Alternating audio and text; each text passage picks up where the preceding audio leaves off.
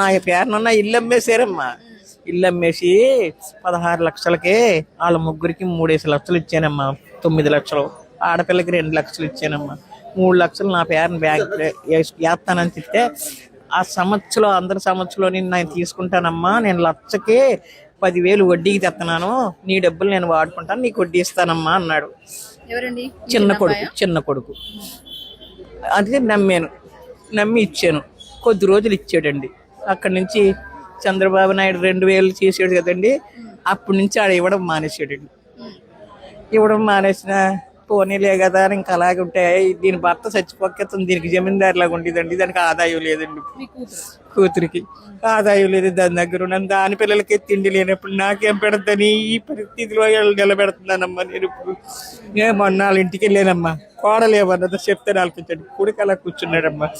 ఫోన్లు చేస్తే తీర్చలేదమ్మా. కిందని వాచ్మెన్ ఉంటాడమ్మా. ఆ వాచ్మెన్ని ఫోన్ చేస్తే లేరని చెప్తున్నాడు. చేయకుండా వెళ్ళానమ్మా. ఆ రోజుని వెళ్తే ఉన్నాడమ్మా ఇంటి దగ్గర. ఎవరితో ఫోన్ మాట్లాడుకుంటున్నాడు.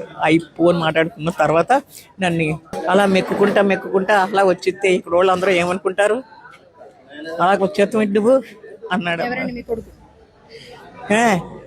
ఉండండి మీరు గట్టిగా మాట్లాడకండి అని భార్య అన్నదండి. ఆడు పైకి లేచి బయటికి వెళ్ళిపోయాడు. నేను ఇంకా ఏయో చెప్పాలని వెళ్ళాను, అడగాలని వెళ్ళానండి, మంచిగా అడగాలని వెళ్ళానండి.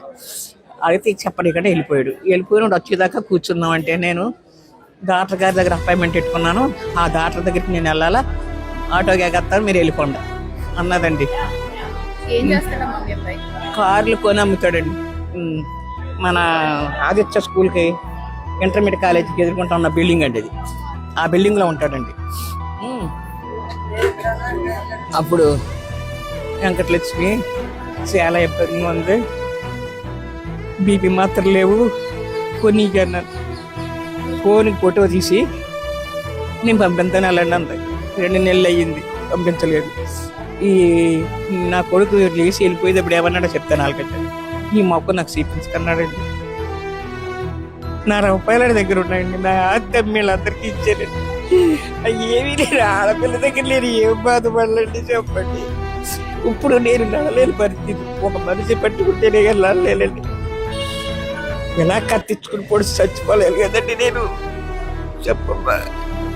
హలో జమీందారులాగా ఉన్నారమ్మా కొడుకులు.